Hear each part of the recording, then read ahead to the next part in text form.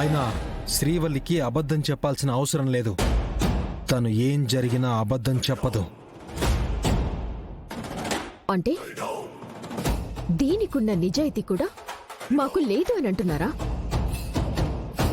దాని మాట మీదున్న నమ్మకం మా మాట మీద లేదంటున్నారా? లేదు నిషి, లేదు నిషి.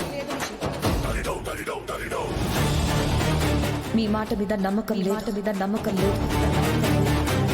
సంవత్సరం ముందు ఇదే మాట అడుగుంటే కళ్ళు మూసుకొని గుడ్డిగా నేను నా కుటుంబాన్ని నమ్ముతాను అనేదాన్ని. కానీ ఇప్పుడు ఆ మాట అనలేను. మీ అర్థం లేని ఆవేశాలతో వదిన నమ్మకాన్ని మీరే నాశనం చేసుకున్నారు. అమ్మే, ఎందుకీ గొడవ? శ్రీవల్లిని ఏదో ఆవేశంలో కొట్టుండాను. ఇంకెప్పుడు ఇలా చెయ్యంలే, సరేనా? ఈ మాట కారణం తెలియక ముందు చెప్పుంటే సరే అని ఊరుకునేదాన్ని పిన్ని. కానీ ఇప్పుడు నా ఇంట్లో నా బిజినెస్ ని అమ్మకానికి పెడుతున్నారేమో అన్న అనుమానం మొదలయ్యాక అది తీరే వరకు ఈ విషయాన్ని వదిలిపెట్టి కేదార్, చూసొస్తానక్క.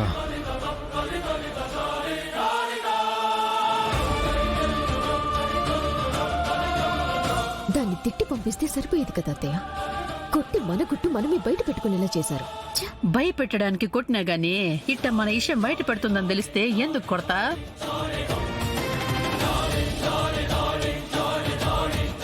ఎక్స్క్యూజ్ మీ సార్, ఒక్క నిమిషం బయటకు వస్తారా? Yeah sure.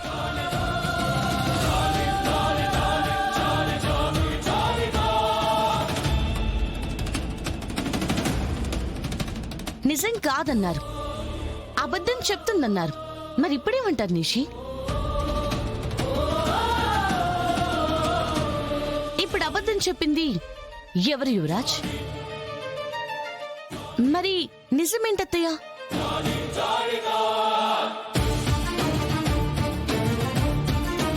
అక్క షేర్స్ ఇచ్చిన రోజే వాటిని ఎవరికీ అమ్మకూడదని కండిషన్ పెట్టాక కూడా మీరు షేర్స్ అమ్మాలనుకున్నారంటే ఏమనాలో కూడా అర్థం కావడం లేదు. అసలు మీరేం చేద్దామనుకుంటున్నారో మీకైనా అర్థమవుతుందా యువరాజ్? ఒక నిమిషం వదిన. ఏంటి విషయం తెలియకుండా అందరూ తెగ క్లాసులు పీకుతున్నారు? అసలు ఆయన వచ్చింది షేర్స్ కొనటానికని ఎవరు చెప్పారు?